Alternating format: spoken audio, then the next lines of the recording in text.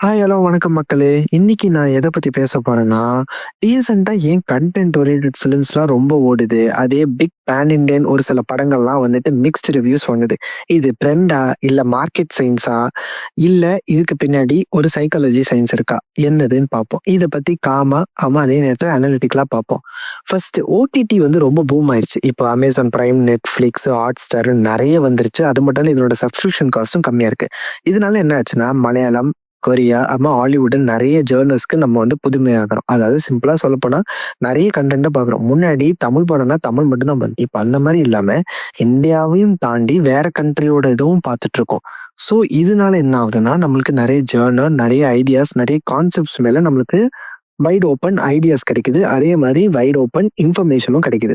So இது வந்துட்டு psychological பெர்ஸ்பெக்டிவ்லேருந்து பார்த்தோம்னா, இதுக்கு பேர் வந்து காக்னிட்டிவ் எக்ஸ்பென்ஷன் எஃபெக்ட்ன்னு சொல்லுவாங்க. இது சைக்காலஜியில சொல்லணும்னா, இது இன்னொரு விதமா கூட சொல்லலாம். அதாவது இதுக்கு பின்னாடி ரீசன் என்னன்னா, நீட் ஃபார் கன்ஜஷன் சொல்லுவாங்க. அதாவது என்எஃப்சி ஷார்ட் ஃபார்மா சொல்லலாம். இது என்னன்னா, சம் வியூவர்ஸ் வந்துட்டு என்ஜாய் திங்கிங் டீப்லி. அதே மாரி processing layered narratives, understanding moral conflicts, decoding the character psychology. அதாவது ஒரு சில வியூவர்ஸ் வந்துட்டு இப்போ வந்துட்டு பார்த்துட்டு இருக்கும்போது, அந்த கேரக்டரோட சைக்காலஜி என்னதுன்னு பார்ப்பாங்க. ஒரு சில பேர் வந்துட்டு ரொம்ப உள்ள போய் ஆழமா டீப் பண்ண விரும்புவாங்க. அந்த மாரி நெறைய பேர் இருப்பாங்க. இதனால இந்த லேயர்டு நரேட்டிவ் அதாவது லேயர்ட் நரேட்டிவ்ஸ் என்னன்னா, ஒரு ஒரு லேயர்ஸா இருக்கும். அதே மாரி இந்த கன்டென்ட் ஓரியன்டட் ஃபிலிம்ஸ் நெறைய நம்ம பார்க்க வேற வேற லாங்குவேஜஸ் பார்க்கறனால, நமக்கு என்ன ஆகுதுன்னா, காம்ப்ளெக்ஸ் கேரக்டர் ஆர்க்ஸ பிடிக்க ஆரம்பிக்கும். அதே மாரி மாரல் அம்பிகியூட்டி, இன்னும் சிம்பிளா சொன்னா எமோஷனல் கனெக்ட் உள்ள ஃபிலிம்ஸ். ஆமா, இன்டர்னல் கான்ஃப்ளிக்ட் நெறைய இருக்கிற ஒரு ஃபிலிம்ஸ் தான் நம்மளுக்கு பிடிக்கும். இன்டர்னல் கான்ஃப்ளிக்ட்னா ஒண்ணும் இல்ல மக்களே. நமக்குள்ள இருக்கிற அதாவது ஒரு கேரக்டருக்குள்ள இருக்கிற கான்ஃப்ளிக்ட். இப்போ Indian films are high NFLC audience. அதாவது ஸ்ட்ராங் சாட்டிஸ்ஃபேக்ஷன் குடுக்கும். சிம்பிளா சொல்லப்போனா, பான் இந்தியா ஸ்பெக்டக்கிள் ஃபிலிம்ஸ் வந்துட்டு சம்டைம்ஸ் கான்ஃப்ளிக்ட் அ அதாவது சிம்பிளா சொல்லப்போனா, பான் இந்தியா ஃபிலிம்ஸ்லாம் இருக்கு பார்த்தீங்களா? இந்த பான் இந்தியா ஃபிலிம்ஸ்ல வந்துட்டு என்ன ஆகுதுன்னா, ஒரு சில ஃபிலிம்ஸ்க்கு வந்துட்டு இப்ப நான் சொன்னது எல்லாமே இருக்குது. ஆனா, ஒரு சில ஃபிலிம்ஸ்ல இது லேக் ஆகுது. இப்ப இந்த காக்னிட்டிவ் என்கேஜ்மென்ட் இருந்தா தான் லாங் டெர்ம் மெமரியா இம்பாக்ட் ஸ்ட்ராங்கா பண்ணும். அதாவது சிம்பிளா சொல்லப்போனா, இப்ப நான் ஒரு சில விஷயம்லாம் சொன்னேன்ல, இந்த மாரி emotional connect, internal conflict, emotional என்ன சொல்றது, மாரல் அம்பிகியூட்டி, அதே மாரி காம்ப்ளெக்ஸான ஒரு கேரக்டர் ஆர்க், அந்த மாரி இருக்கும்போது தான் நம்மளுக்கு அந்த படம் வந்து நல்லா நிலைச்சு நிக்கும்னே சொல்லலாம். இதுக்கு நெறைய படம் இருக்கு. இப்ப இதுக்கு இன்னும் சிம்பிளா நான் உங்களுக்கு ஃபர்ஸ்ட் எக்ஸாம்பிளா சொல்லணும்னா, தடம் தான் சொல்லுவேன் மக்களே. தடம் பார்த்தீங்கன்னா, உங்க எல்லாருக்குமே தெரியும். தடம் வந்துட்டு அந்த படத்துல 2 அருண் விஜய் இருப்பாரு. அதுல நம்மளுக்கு பார்த்தீங்கன்னா, ஒரு எமோஷனல் கனெக்ட் இருக்கும். அதே மாரி மாரல் நம்பிக்கை காம்ப்ளெக்ஸான ஒரு கேரக்டர் ஆர்க். ஏன் ஃபர்ஸ்ட் ஹாஃப்ல நம்ம ஒண்ணு நெனச்சுட்டு இருப்போம். செகண்ட் ஹாஃப்ல டிஃபரெண்ட்டா இருக்கும். அதே மாரி இன்டர்னல் கான்ஃப்ளிக்ட்டும் இருக்கு அதுக்குள்ள. ஸோ, இப்ப நான் சொன்ன எல்லாமே அதுக்குள்ள அடங்கியிருக்கு. அதனால தான் அந்த தடம், ராட்சசன் இந்த மாரி மூவிஸ்லாம் நம்மளுக்கு இன்னும் புடிக்குதுன்னே சொல்லலாம். ஸோ, இத தான் நான் சொன்னேன். இத வந்து ஒரு சில படங்கள் வந்து பண்ணுது. ஒரு சில படங்கள் வந்து இது கிராக் பண்ண முடியாம போது. ஸோ, நெக்ஸ்ட் வந்துட்டு கன்டென்ட் ஃபிலிம்ஸ்ல ஆஃபன் எத காட்டுவாங்கன்னா, ஃபெயில்யூர், வல்னரபிலிட்டி, ஃபினான்ஷியல் ஸ்ட்ரகிள், ரிலேஷன்ஷிப்ல இருக்கிற காம்ப்ளெக்ஸ் அதெல்லாம் காட்டுவாங்க. இப்போ இத வந்து ஒரு ஆடியன்ஸா நம்ம பார்க்கும்போது, ஈஸியா எமோஷனலா மெமரியில ஒட்டிக்கும். அதாவது சிம்பிளா சொல்லணும்னா நம்ம எமோஷனல் மெமரியில ஒட்டிக்கும். ஏன்னா character struggle is equal to my struggle. இப்போ ஒரு கேரக்டர் வந்து அது ஸ்ட்ரகிள் பண்ண பார்க்கும்போது, எங்கேயோ ஒரு இடத்துல நானும் அந்த மாரி ஸ்ட்ரகிள் பண்ணிப்பேன். ஸோ, அப்ப நான் டப்புன்னு கனெக்ட் ஆயிப்பேன். ஓகேங்களா? இதுதான் ஐடென்டிட்டி பேஸ்ட் கனெக்ஷன் கிரியேட் பண்ணணும். அதாவது இது ஐடென்டிட்டி பேஸ்ட் கனெக்ஷன் கிரியேட் பண்ணும். ஓகேங்களா? அதே மாரி இப்போ வந்து பார்த்தீங்கன்னா, பான் இந்தியா ஃபிலிம்ஸ் எல்லாம் வந்து நம்மளுக்கு சம்டைம்ஸ் வந்து எஸ்கேபிசம் வந்து எக்ஸைட் பண்ணும். அண்ட் இதுல இன்னொன்னு கூட இருக்கு. இப்ப பிக் பான் இந்தியா ஃபிலிம்ஸ் வந்துட்டு ஆஃபன் எத கிரியேட் பண்ணும்னா, மாஸ் மார்க்கெட் லாங்குவேஜ் மார்க்கெட்டிங், அப்புறமா வந்து cross language hype, elevated expressions இதெல்லாம் வந்து பண்ணும். இப்போ இது சைக்காலஜிக்கல் பிரின்சிபல் என்ன பண்ணும்னா, இப்போ வந்து ஒரு ஹையர் எக்ஸ்பெக்டேஷன்னால ஹையர் டிசப்பாயின்ட்மென்ட் அப்டின்னே சொல்லலாம். அதாவது சிம்பிளா சொல்லப்போனா நம்ம வந்து கூலி எடுத்துப்போம். But what happen? Higher expectation இருந்ததுனால the result also become higher disappointment. Even if the film is technically strong, if the expectation overshoots reality, audience perception dip ஆகும். அதாவது சிம்பிளா சொல்லணும்னா, நீங்க இப்போ கன்டென்ட் ஃபிலிம்ஸ் வந்து லோ எக்ஸ்பெக்டேஷன்ஸ். அதாவது கன்டென்ட் ஃபிலிம்ஸ் வந்து நம்ம அவ்வளோ சீக்கிரமா எக்ஸ்பெக்டே பண்ண மாட்டோம். இப்போ கன்டென்ட் ஃபிலிம்ஸ்ல எப்டின்னா, நம்ம வந்துட்டு ட்ரெய்லர் பார்ப்போம், டீசர் பார்ப்போம். ஆனா நம்மளுக்கு அவ்வளோ எக்ஸ்பெக்டேஷன்ஸ் இருக்காது. நம்ம எதுவுமே இருக்காது.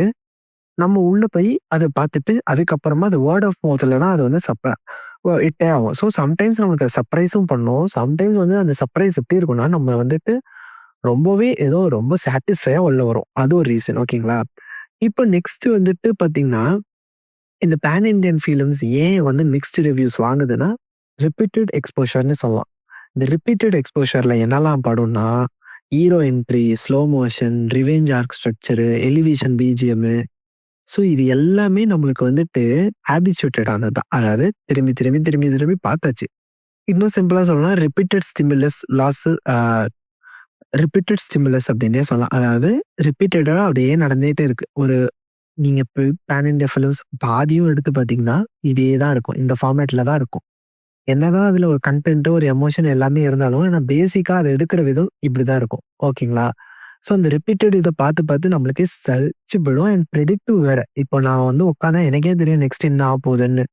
அதுல புதுசா எதுவும் ஆக போறதில்ல. இதுக்கு எக்ஸாம்பிள் வந்து கூலியா இருக்கட்டும், தக் லைஃபா இருக்கட்டும், இது எல்லாமே வந்துட்டு இதனால தான் போச்சு.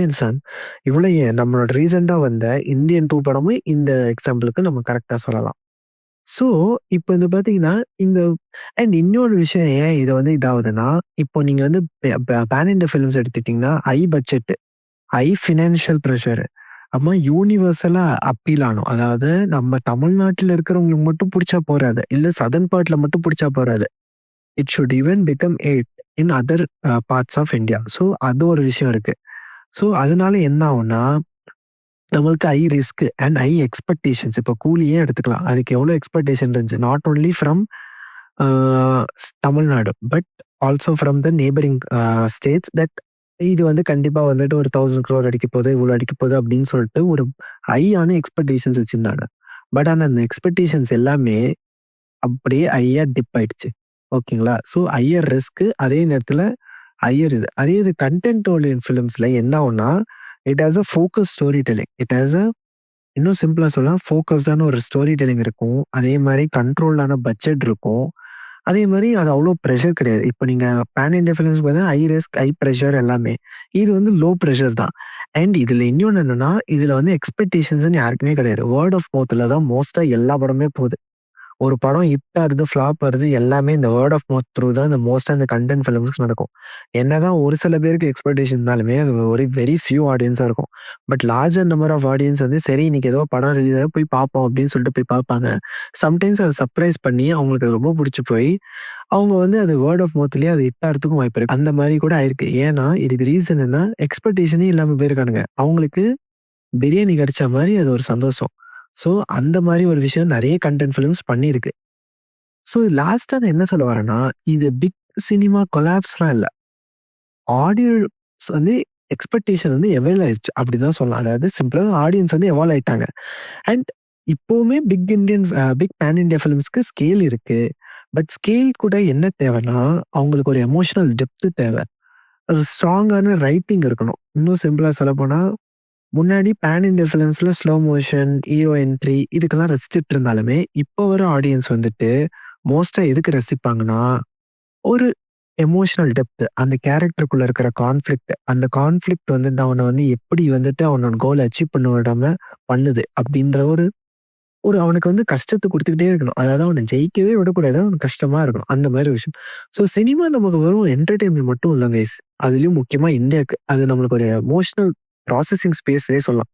அப்படின்னா என்னன்னு தான் கேட்கிறீங்க? தியேட்டர்ல போய் நெறைய பேர் அழுவாங்க. நெறைய பேர் லவ் பண்ணுவாங்க. நெறைய பேர் ரிஃப்ளெக்ட் பண்ணுவாங்க. நெறைய பேர் க்ரோ ஆவாங்க. அங்க நெறைய பேர் பார்த்துட்டு, அவங்க லைஃபோட இதுவா வச்சு கனெக்ட் பண்ணிட்டு அப்படியே போவாங்க. ஹீரோ பெருசா இருக்கணும்னு இல்ல.